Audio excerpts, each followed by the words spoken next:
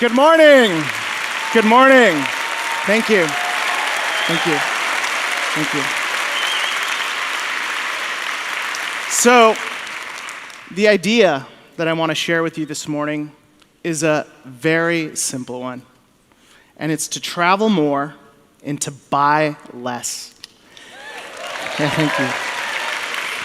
And I want to challenge each of us to invest in experiences instead of more stuff. I was born in Mexico City in the hot summer of 1975. And when I was around 5 years old, my family had had enough of the noise and the traffic and the haste and decided to immigrate to the United States. So we hopped in my mom's Renault 5 and made the journey north.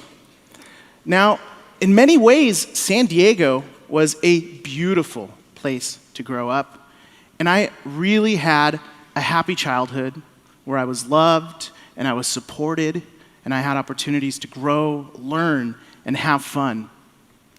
But growing up, I felt stuck in between two worlds.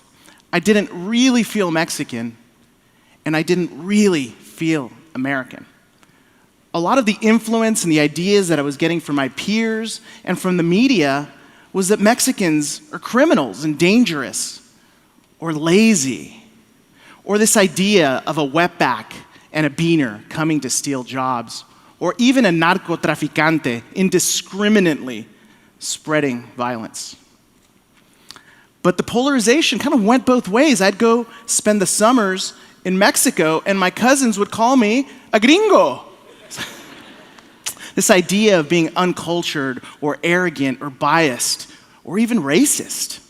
Ultimately, I felt like a citizen of nowhere, like I didn't have a place where I truly belonged.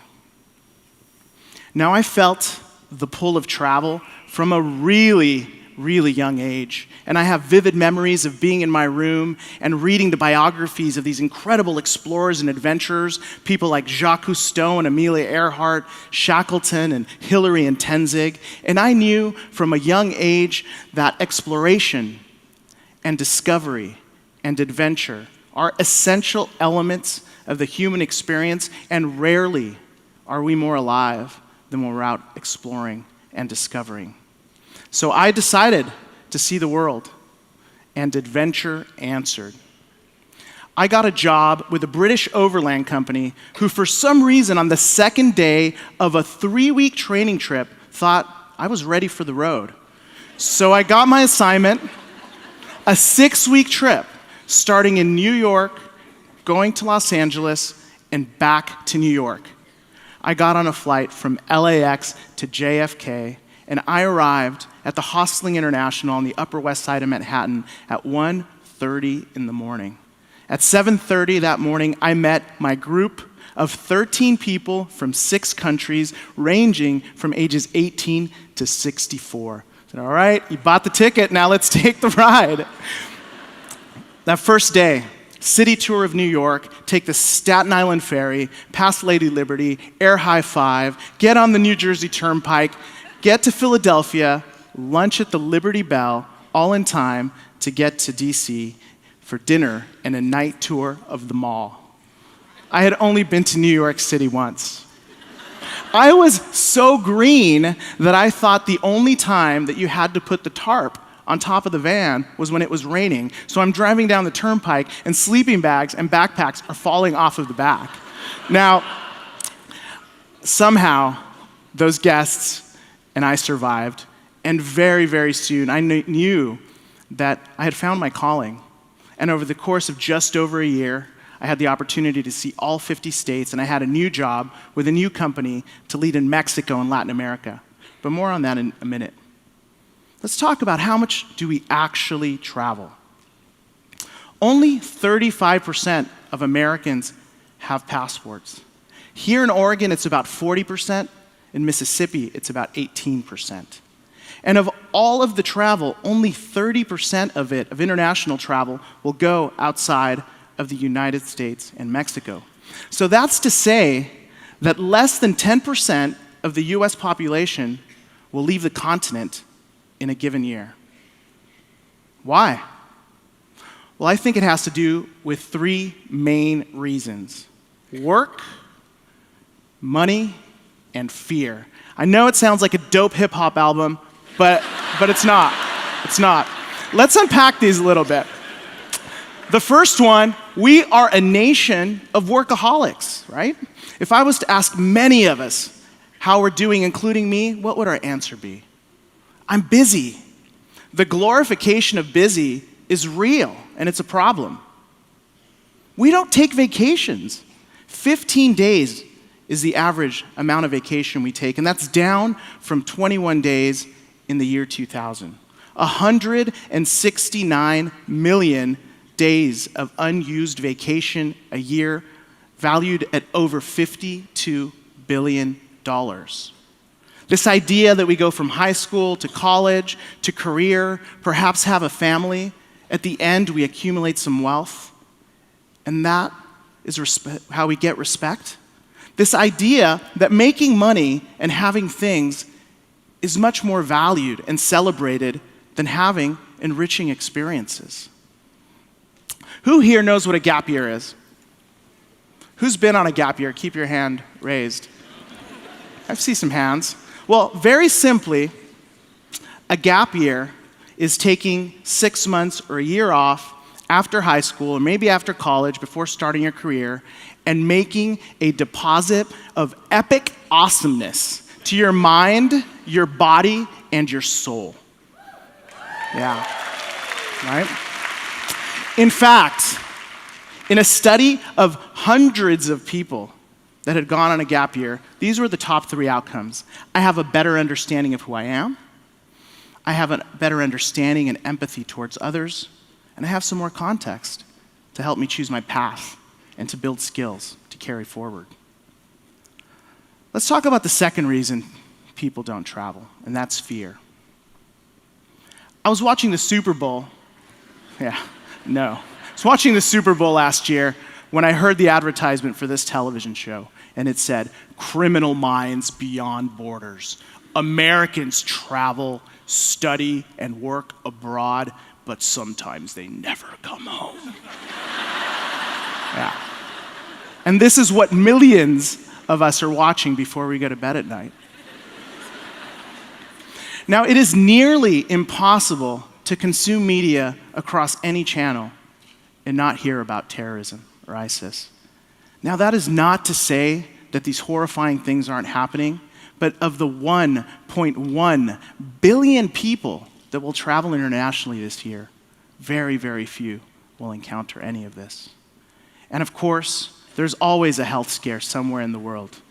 I spent 2 weeks in Brazil last year, and I didn't meet anyone who had firsthand experience with Zika. And again, it's not that this is not happening, but perhaps they are not reasons not to go. The third reason we don't travel: no money. We don't have any money because we spend it all on stuff. Right? In 1930, the average American had 9 outfits. Now we have over 30. In the UK right now, the average woman has 22 unworn items in her closet. We have so much stuff, it doesn't fit in our homes. We're spending over $24 billion a year on storage, over 2.3 billion square feet of it in the United States, making it the fastest growing segment of commercial real estate over the last 40 years. Yeah. And it is often less expensive to travel outside the United States than in. My wife and I took a 6-month honeymoon, Nepal, India, and Thailand, and we spent just over $4,000. All to say, in this quote by one of my favorite writers, Pico Iyer, that one is reminded at a level deeper than all words how making a living and making a life sometimes point in the opposite direction.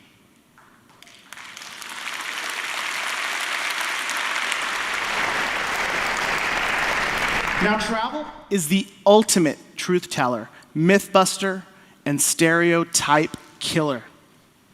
Because after I had the opportunity to spend extended time in Mexico and collect my own firsthand data, I realize that Mexicans aren't lazy. In fact, they're some of the most entrepreneurial, ingenious, and hardworking people that I had ever met.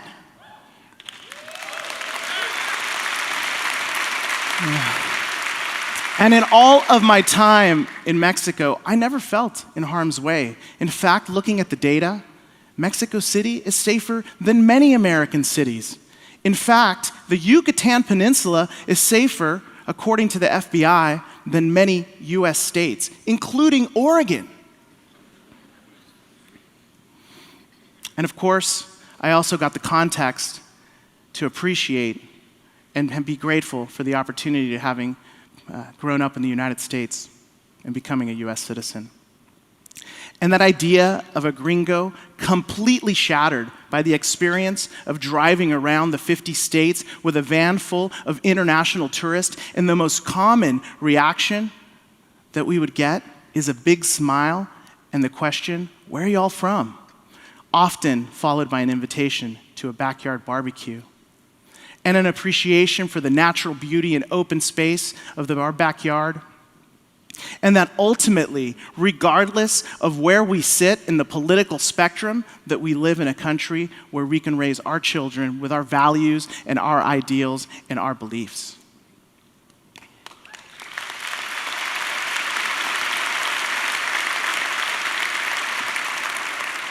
Now, travel has truly transformed me. I met my wife almost 20 years ago in a campground in southern Mexico in Palenque, Chiapas.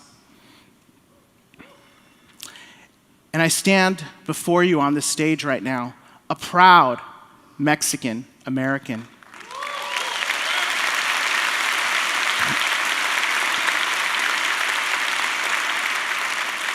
But also with the knowledge and the greatest gift when we go out and see the world is that it doesn't matter if we're Mexican or American or Canadian or Syrian or Australian, but ultimately that we are all human.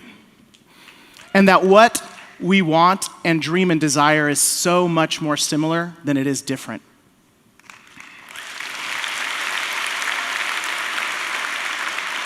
So what about you? Well, I invite you to make thoughtful choices.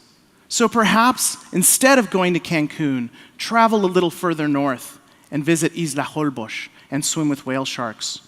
Or instead of going to Las Vegas, extend your stay and visit Zion National Park and walk this beautiful red rock to the top of Angel's Landing.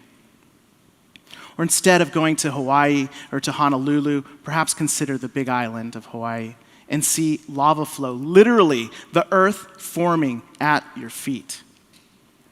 Right now, with an American passport, you can visit 174 countries without a visa or get a visa at the point of entry. Even with the challenging things that are happening in the world, it is an extraordinary time to be a traveler. So what does this mean? If you're young, it means go. You're living a moment in your life where you have more freedom and flexibility than you may ever have before. Right now, the lights are shimmering over Kuala Lumpur, and a group of young people are enjoying a cocktail and a laugh. Why are you not there? Why? But if you're older, it also means go. It's likely that it will take more planning, but you have more resources than you had before. Right now, in a remote Grönlandic fjord, the chef is ringing the bell and calling you to a 3-course, locally sourced dinner. Why are you not there? Now, if you have young kids, you're fucked.